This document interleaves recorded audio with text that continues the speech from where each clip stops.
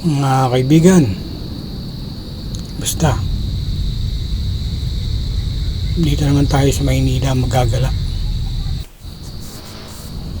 mula LRT1 Central Station. Narito tayo ngayon sa Arroceros Forest Park, ang tinaguriang last lung of Manila. Pasok tayo.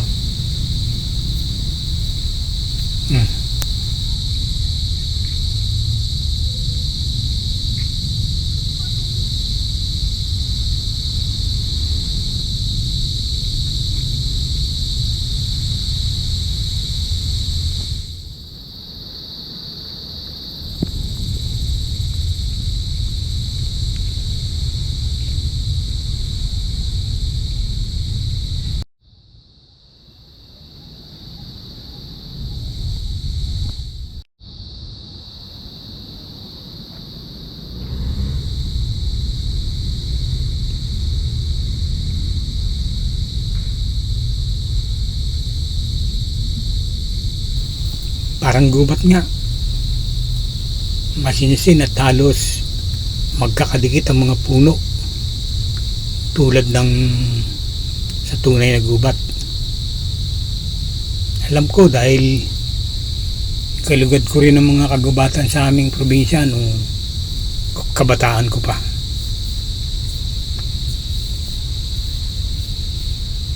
Pag nandito ka sa loob,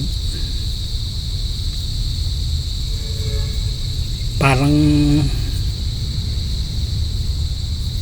makakalimutan mo na nasa gitna ka ng syudad, maliban sa regular na pagpukaw ng pangunahing himig ng huni ng mga ibon at maraming mga kuliglig, ng ugong at ingay ng LRT na panakanak ang pagbusina ng mga sasakyan.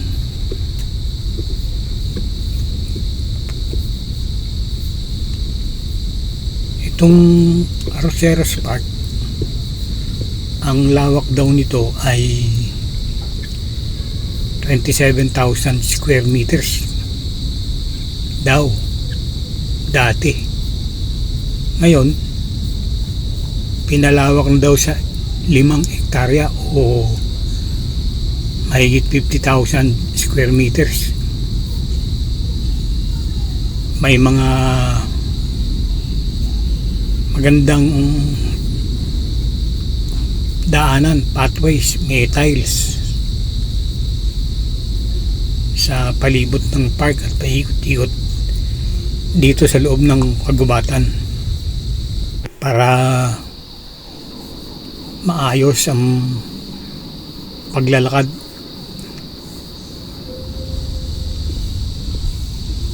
Dito sa paglilibot at sa kabuuan ng park.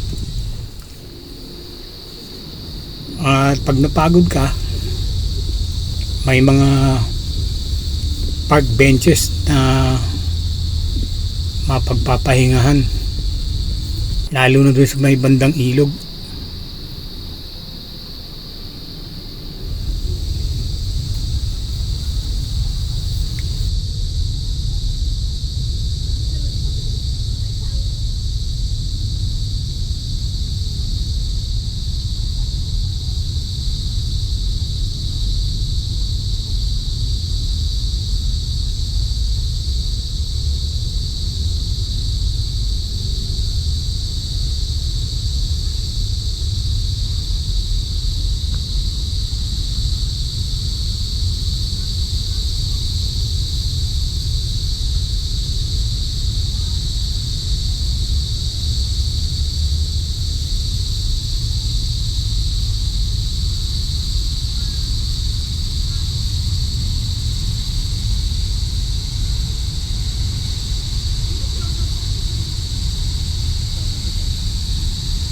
May maliit na esplanade sa gilid ng ilog kung saan matatanaw ang Quezon Bridge. at bahagi ng Quiapo. Sinasabing may 3,000 mga puno na may 61 varieties at 8,000 ornamental plants sa loob ng park. Naninirahan daw dito ang 10 uri ng mga ibon.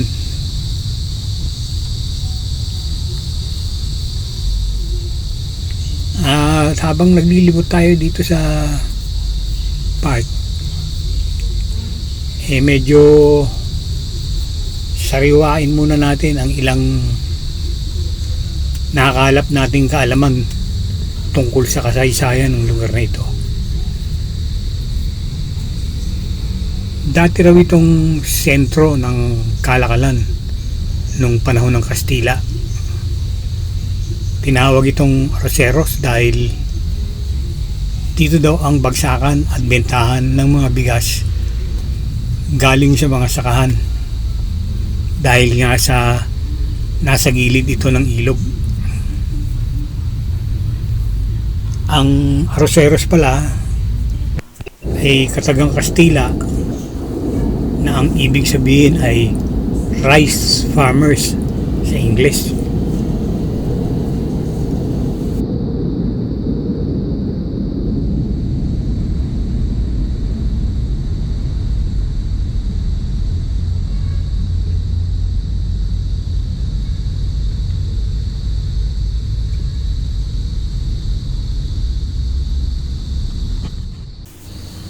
Nung panahon naman ng himagsikan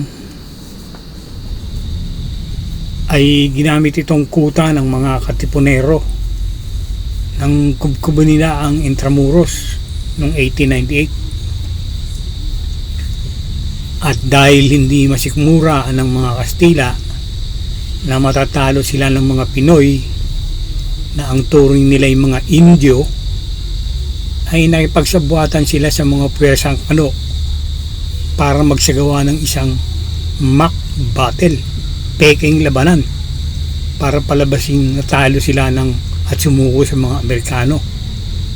Ang totoo, binayaran ng Kano sa halagang $20 million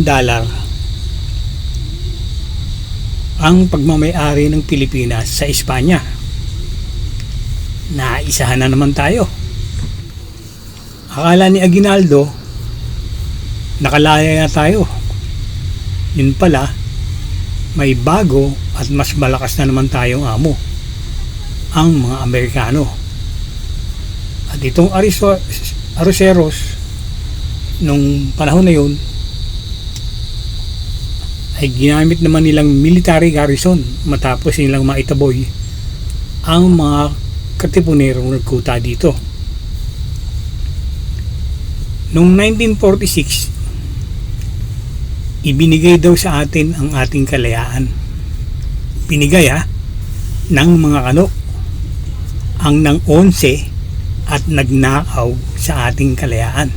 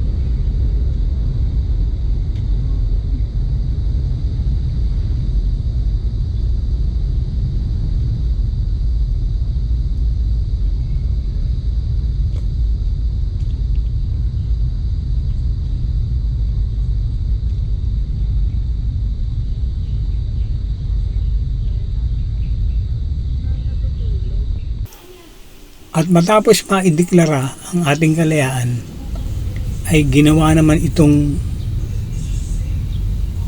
headquarters ng Department of Education. Itong Arceros Park.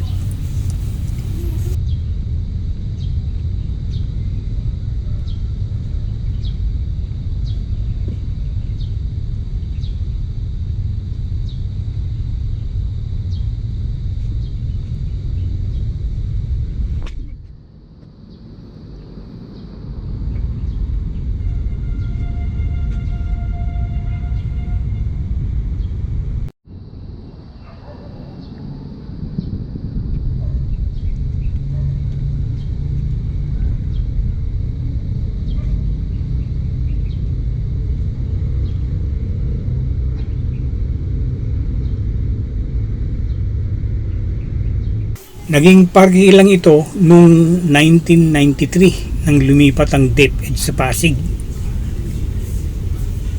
Ipinasara naman ni Mayor Atienza ang park noong 2003 para magpatayo dito ng mga teachers dormitory. Sinasabing may 8,000 mga puno dito noong year 2000. Nung matapos ang construction ng mga building, 2,000 na lang ang natira.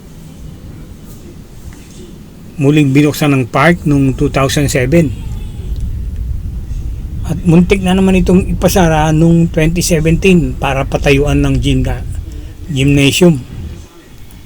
Naawat lang dahil may mga grupong pumalag at naghain ng petisyon sa Senado. Naglunsad sila ng online signature campaign at nakakalap ng mahigit 100,000 pirma, kaya napigil.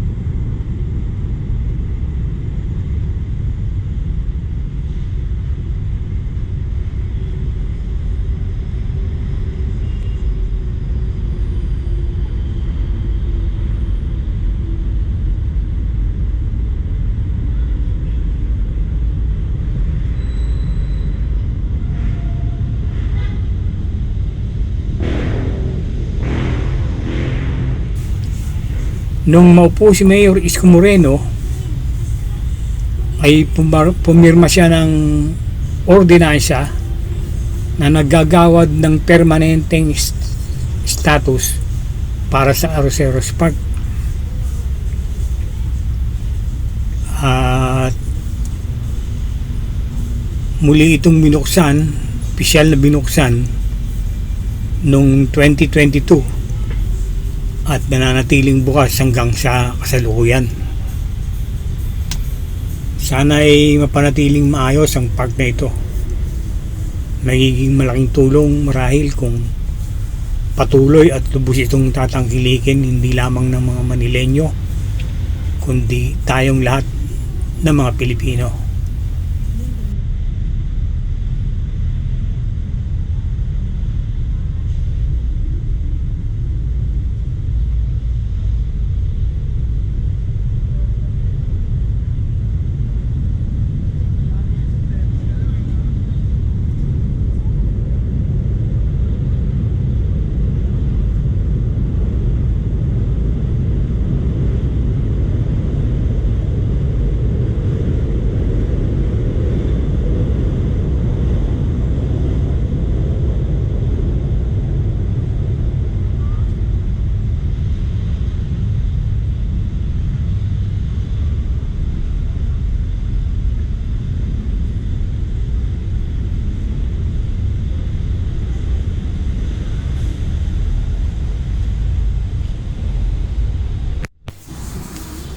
Siya, basta tayo.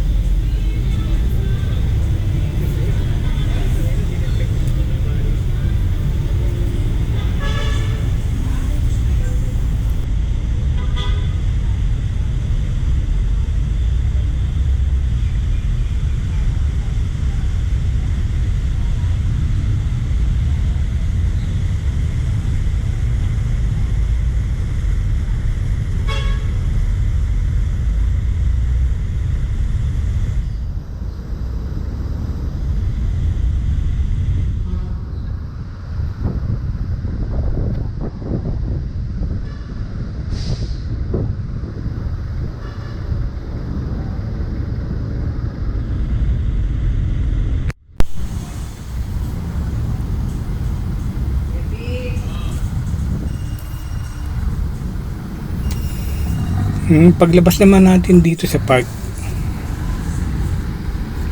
ito naman ang makikita natin. Itong Metropolitan Theater.